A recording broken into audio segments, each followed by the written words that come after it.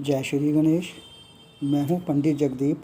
JD news 24 की ओर से आप सभी का हार्दिक अभिनंदन करते हुए आज के इस वीडियो में ऋण कब और क्यों नहीं लेना चाहिए, इस विषय को लेकर चर्चा करने जा रहे हैं। इससे पहले कि इस चर्चा को हम आगे बढ़ाएं, उन विद्वानों और विदुषियों से विनम्र अनुरोध है कि जिन्होंने अभी तक हमारे इस YouTube चैनल को सब्सक्राइब नहीं किया है, कृपया वो इसे सब्सक्राइब करने का कष्ट करें। और इसके अतिरिक्त जन्म कुंडली विश्लेषण, ज्योतिष शास्त्र, वास्तुशास्त्र, अंक शास्त्र, लाल किताब, हस्तरेखा, सामुद्रिक शास्त्र व रत्नों की समस्याओं के परामर्श हेतु आप संपर्क कर सकते हैं। तो आइए अब चर्चा करते हैं ऋण को कब और क्यों नहीं लेना चाहिए। अधिकतर जातक अधिक से अधिक सुख सुविधा जुटाने के लिए किसी न किसी माध्यम से ऋण ले लेते हैं। ऋण तो सुगमता से मिल जाता है, परंतु उन्हें कई बार इसे चुकाने में भी कई परेशानियों का सामना करना पड़ता है। इन्हीं परेशानियों से बचने के लिए हमारे धर्म शास्त्रों एवं वैदिक ज्योतिष द्वारा कुछ नियम बनाए गए हैं। वैदिक ज्योतिष के अनुसार मंगल देव को ऋण का कारक ग्रह माना गया है।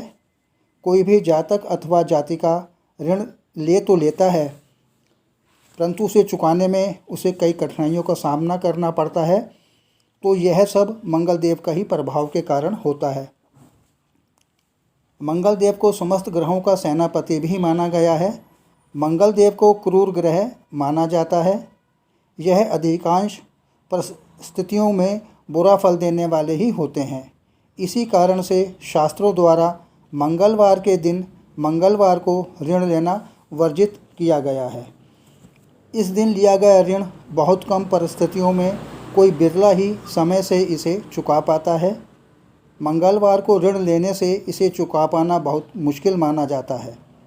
ऐसा कहा जाता है कि इस दिन ऋण लेने पर उसकी संतान तक को इस ऋण से मुसीबतें उठानी पड़ती हैं। मंगलवार को ऋण लेने वाले जातक पर मंगल देव की कुदृष्टि रहती है। इसी कारण वैदिक ज्योतिष द्वारा मंगलवार के दिन ऋण लेना वर्जित किया गया है। यदि मंगल देव का छठे भाव से संबंध हो तो ऋण लेना दुर्भाग्य को बुलावा देने के समान होता है। इस योग से प्रभावित जातक या जातिका को किसी भी दिन ऋण नहीं लेना चाहिए। अब बात करते हैं राहु की महादशा के बारे में। यदि जन्म कुंडली में राहु की महादशा हो तो विवाह में विघ्न या अड़चने और कार्यों में बार बार सफलता मिलती है। राहु की महादशा में मन में अज्ञात भय पीछा करता रहता है। आर्थिक तंगी व संघर्ष बढ़ जाते हैं। घर में कलह क्लेश का सामना करना पड़ता है। ऐसी परिस्थितियों में राहत पाने हेतु उपाय के तौर पर घर के दक्षिण पश्चिम कोने अर्थात नैऋत्य कोण में प्रतिदिन स्वास्तिक बनाया जाना चाहिए।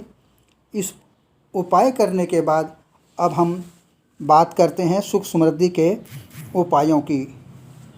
यदि आप अपने जीवन में सुख समृद्धि बनाए रखना चाहते हैं तो उसके लिए आपको नाग केसर के पेड़ को प्रणाम करते हुए उसका विधि विधान से पूजन करना चाहिए। यदि नाग केसर का पेड़ न मिल सके तो पंसारी की दुकान से नाग केसर की सूखी लकड़ी का एक टुकड़ा या नाग केसर का एक सूखा फूल लाकर उसे प्रणाम करके और पूरा दिन उसे अपने पास रखना चाहिए। अगले दिन प्रातः स्नान आदि से निवृत्त होने के बाद उस लकड़ी के टुकड़े या फूल को किसी बहते हुए जल के स्रोत में प्रवाहित करना चाहिए। ऐसा करने से आपके जीवन में सुख समृद्धि बनी रहेगी। इस प्रकार के अनेकों उपाय हमारे जीवन में खुशहाली ला सकते हैं, बशर्ते कि इन्हें अमल में लाने के लिए पूर्ण श्रद्धा, विश्वास और लगन होना चाहिए। आगे प्रभु इच्छा।